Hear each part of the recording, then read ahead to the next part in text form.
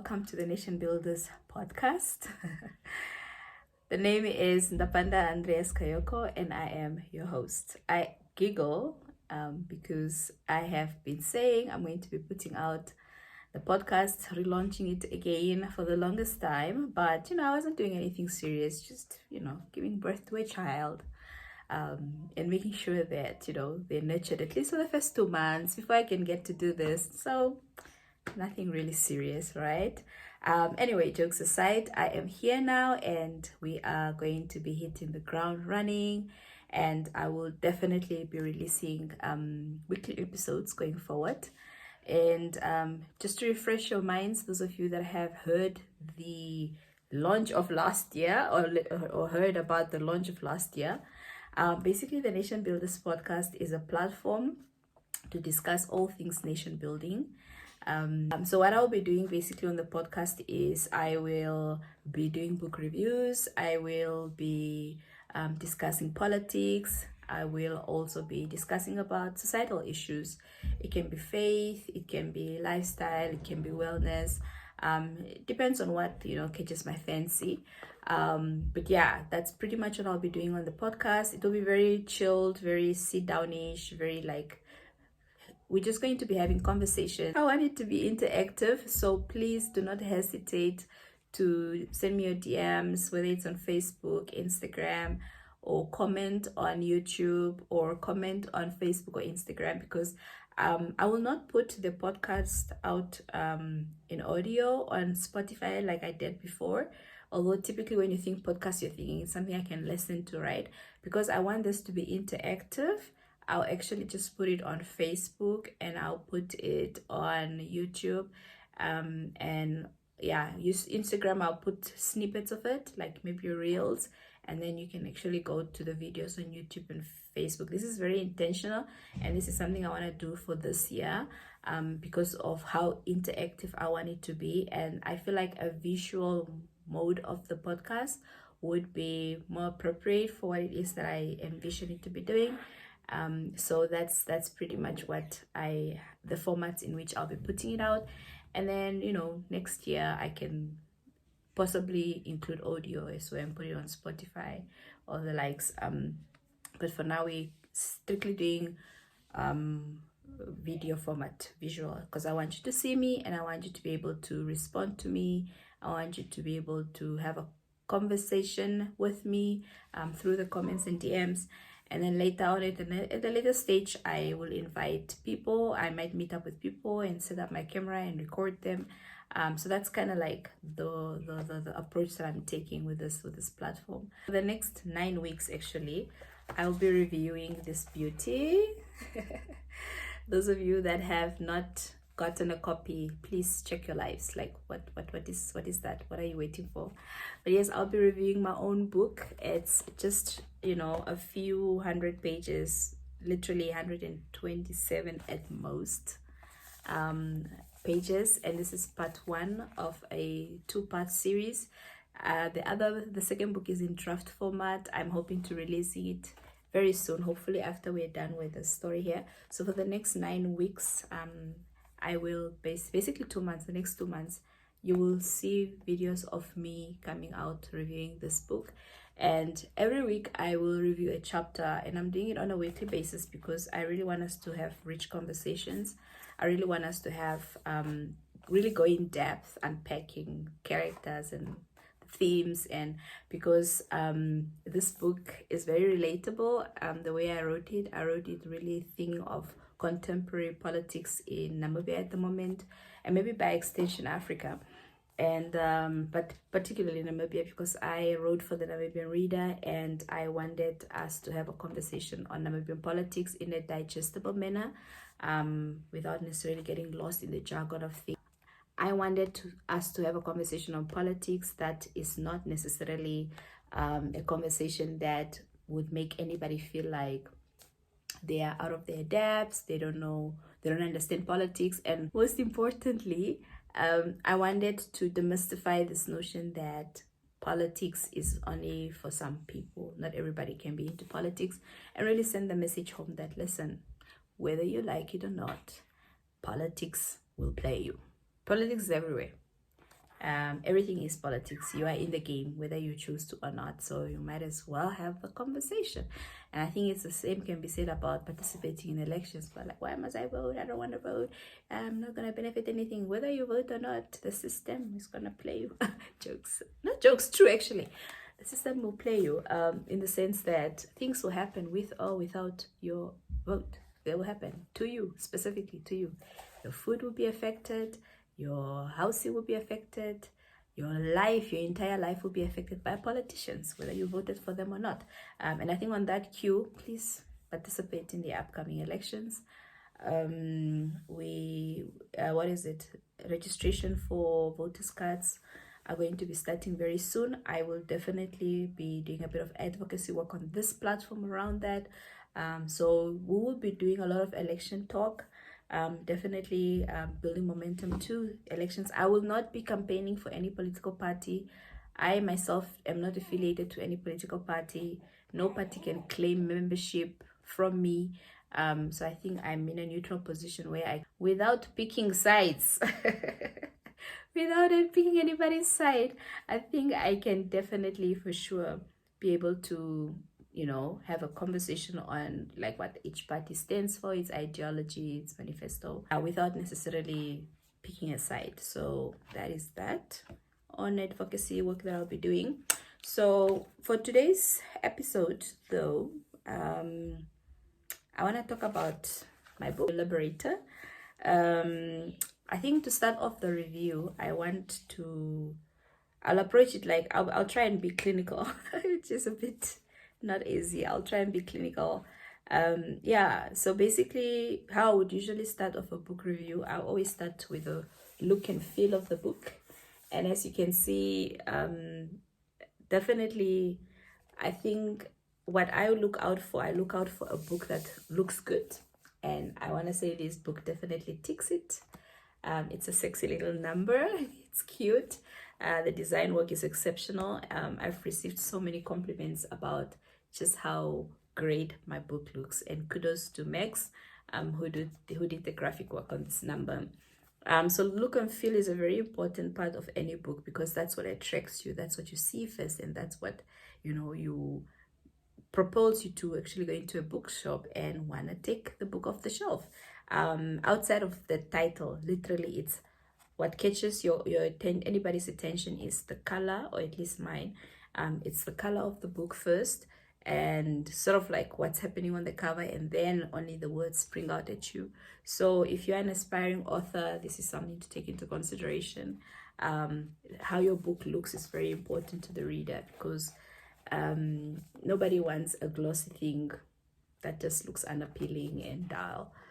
So yeah, in terms of looks and the feel of it, is the type of paper that is used for the cover and for inside the pages is also very important. It's giving elegance, okay? And it's not just because it's my book, it's legit giving good quality. And then in terms of the insides, I would say light brown paper is always a winner, because it's easy on the eye for some of us who need help with zooming in and things. It's very easy on the eye. The font size is also just fine. This is actually Times New Roman 12. Good font size, good paper quality. In terms of graphics and just the layout of this book, guys, if this is all that could sell my book, I think I would be sold out by now, because at least if there were people out there that think like me, because this number is doing it. It's a good book. It looks good. This is how I usually look at books. I look at how they feel, how they look, and then kind of like the paper quality, and then I'm kind of sold. Then I go to the blurb at the back, and then I try to read and figure out like what's the storyline. And so I'd give the look and feel and just the layout and design, I would actually give this a solid, I'd give it a solid 8 out of 10, simply because I want to be humble. I want to be humble, so I'm going to give it a solid 8 out of 10. So well done, Miss Kayoko, well done. All right, so yeah, I think I actually mentioned what the book is all about, but I didn't go into the character. So I'm just gonna read the blurb for you guys. So the title is Hey You Liberator. The title is also quite gripping. It catches your attention, like, hey, you liberator, like who's the you, who's the liberator. Buy the book and read it and figure it out. So the blurb reads, hey you liberator, lamenting the past and present for the future that should be. And so this is the story, the synopsis, ne? As the gap between rich and poor continues to widen in Namibia, Helena lays plans to transform the narrative for its young people. Ghosts of past oppressors haunt her dreams, while the politics of the day fester in rot. She's pulled into a web contrived to trap her best friend Andimba, forcing him to submit in a world that he detests. Their backs against a wall, the pair is compelled to play the game or be played. Politics. It remains clear, unless Namibia's youth rises, the old guard would ensure that no crumbs are left behind. So that is the gist of the story. So it's basically about two friends, Helena and Ndimba, who find themselves in this being political, you know, being, what is it? Being in this political game that they had not wanted to participate in. Helena comes from a humble background. By humble, I mean, middle class, growing up in a middle class family. Her parents are both in the teaching profession. And they have a house in, again, like I said, this is set in Windhoek, Namibia. So they have a house in Vanaida. That's where she grew up with her parents, a single child. They're both single children, by the way. Guys, I could not make up too many characters. I could not give them too many siblings and things like that, because I just wanted the story to kind of like be around them. So they are single children, okay? I was being lazy. I also didn't want to complicate it for myself with too many characters. So they're both single children, and they met in primary school. They met in primary school because Helena's parents were teaching at that primary school. They were best friends. At some point, Andimba wanted a love story to happen between them, but the girl was like, nah, ons is net vriende. And they went through university. Andimba did law, Helena did media studies, specializing in PR. And they went on to basically graduate. Andimba, by the way, is the child of the prime minister in the book. At the time, the prime minister's child, prime minister is a man. So he grew up affluent. He grew up quite wealthy. So there are political parties, as there are in any country, and Andiba's father belongs to the Red Party, which is the Liberator Party.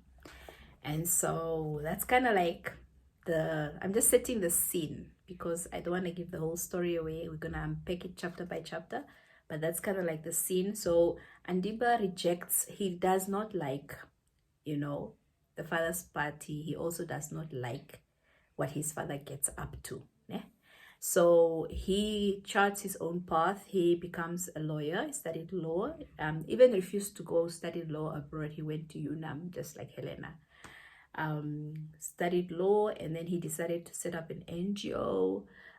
He applied for some funding from the Europeans, and he got a grant that allowed him to set up a little cute office and basically do like human rights work pro bono.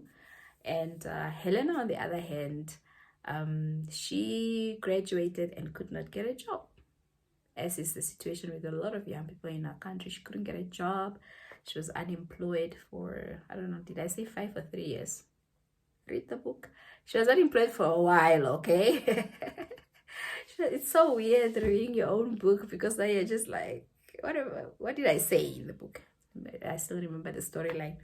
So she was unemployed for a while, and she basically, at some point, she was like, you know what? Applying for jobs that I'm not getting, it's not getting me anywhere. Let me try and do my own thing. So she starts consulting. Doing PR work here and there, until she eventually lands a contract, a big one in the millions. working on like a corporate responsibility strategy for a Middle Eastern firm that is tapping into Namibia's oil and gas. A lot is sounding very familiar, no? So she gets this gig and things play out.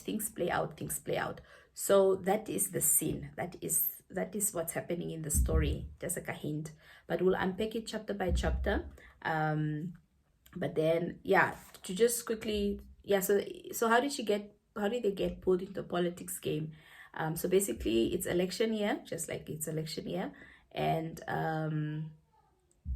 Adiba's father decides he wants Helena because she's a good strategist. He decides that he wants her on his campaign trail, and he basically forces her.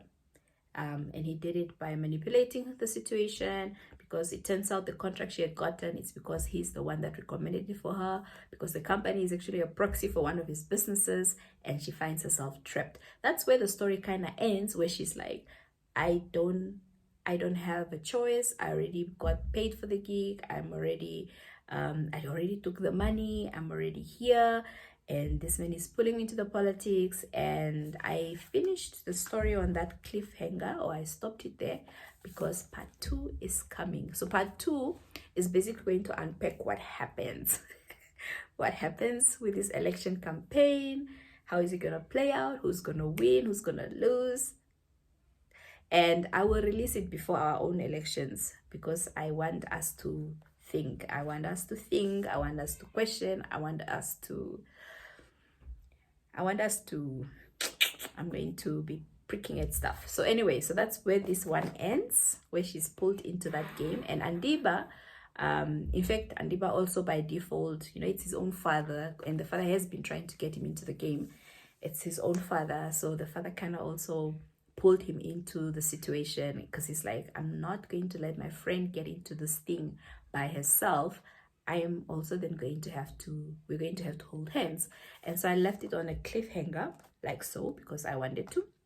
And then part 2 that I'm going to release very soon is basically going to unpack how all of that happens, all of that. With that said, I am actually running a promo. Where we'll be giving away books, 3 books per episode. I'll be giving away 3 books to 3 lucky winners. What you need to do to win is follow me on Instagram, because I'll be doing a lot of announcements on Instagram more than Facebook, and then like the video on Facebook, but share it also to 10 people, and share it to 10 people on from YouTube also, and then send me the evidence that you did it, and then only then you get a copy of a book. I only have 3 that I'm giving away per episode, so that's like 20 something books. 20, what is that? I don't know, math was never my strong suit. But I'll be giving away 3 books per episode, and it's going to be 9 episodes. But you must show me that you're sharing. Keep the receipts, and then share it on Facebook also, and like it also, and then also follow me, because I want to build as much of a following as possible for the platform, the Nation Builders Podcast, because the Nation Builders Podcast is a podcast for anybody who is Namibian. You don't need to necessarily be the youth, and it's a platform where people with Namibia's interest at heart get to share ideas, talk about issues that affect them, unpack phenomena that have to do with our political system, the society, our economy, you name it. But for now, I just want to build traction for it. And part 1 of building that traction is I am first going to discuss my book, because I wrote a book that pretty much captures the vision of what it is that I want to do with the platform. About my writing process, how I wrote the book. I already mentioned why I wrote the book, but now I can talk about how I wrote the book, because I also had some people asking me, what does it take to write a book? What did you do? How did you do it? So, one, I am a reader. I'm a reader first before I'm a writer. Anybody that knows me, that grew up with me, knows that I've always had a book of some sort in my hands wherever I'm going, as early as primary school, maybe grade 2 or something. Also, my mother was a teacher. This is interesting because a lot of people would ask me, are you the Helena in the book? Guys, I don't have millions. Hey, that girl is bowling. This girl in here, she's got money. But yeah, I think I crafted her character thinking of, what I would want to accomplish one day in life, I would want to have millions, right? Who doesn't? But yeah, she is inspired a little bit by me because I had to make her character come alive and I had to draw from some of my own experiences. But it is fiction. I am not Helena. Helena is somebody I conjured up. I'm not Helena. I am just the one who imagined her up. Andiba, there's no person relatable to my life that is Andiba. It's a character I conjured up. So please, when you're reading the book, don't try and think you're figuring out my life. It's fiction, it's made up. Also, I had to make it fiction because some of the stuff that I wrote about, you might be able to relate if you are familiar with Namibia and Windhoek politics, and you might feel like, oh, it could be this politician or that one. It's not them. This is fiction. This is made up. Me, I don't have money to be sued. Don't. So yeah, anyway. So how did I write the book? I was basically saying my mother was a teacher, so she taught me how to read quite early. So I started reading very early. So I've always been a reader. But at some point in primary school, I started also scribbling my short stories and poems and things like that. So the point I want to make is that I've always had a knack for writing. I've always had a passion for reading. And I think that's very important. If you want to be an author, you need to read and you need to also write. Although we live in a world where everything is outsourced, but ideally, if you are a traditional author who would actually write their own book, you need to read and write. So I have been writing ever since primary school. I've been writing short stories and poems. And it was actually in university where I started getting ideas of like writing a book. But when you have a personality like mine, I was very uncertain about, do I go into writing about my life story, like nonfiction books, or do I write, children's books, or do I write fiction? Do I write romance books? What is my genre? I'm trying to find what is my thing? What am I good at? Because I could do any of them, but I just wanted to figure out what is it that is actually a Ndapanda thing. Be a writer, be a reader. That's one. If you're not, but you have a desire, it doesn't mean you can hire people like me to write it for you. That's also something I do. So practically how I wrote the book is I one day sat down last year, but before that I was always writing. I'll get ideas and I'll put them on paper. I've quite a few drafts of storylines that I'm thinking of, like for future books and stuff like that. But eventually this one came about where I just sat down and I fused two different storylines that I already had into one. And when the time is right, things just flow. The ideas just started running over. This child is waking up. Started running over. And before I knew it, the book is done. And how long did it take? About 3 months. And it's only 3 months because of the editing, but in terms of actually putting the storyline down, I think it was a month. And then the next 2 months, it was just between me and my editor, to and fro. So yes, that's how I wrote the book. And yes, I did have an editor, because when you are the one writing, at some point you don't even see the mistakes you're making, no matter how many times you go through the text. But it also takes somebody else with a cleaner eye to be able to pick out some of the stuff that needs to be cleaning. So I did need an editor, trust me. Even me, I was very shocked when I got the first edit back. It was red. It was red. This man thrashed it, tore it apart. It was red. I thought I could write English, but he tore it apart and we pieced it back together. And yeah, I had an editor and he was brilliant. I hope he can still edit my second book because I haven't given it to him yet. Can't afford him at the moment. That's why I need you guys to share and buy the book. Buy the book. It's I haven't changed the price. It's $200 only. $200. Get this book, and so that we can sell all these copies out that I still have in my house, so that I can print the next round and we can go.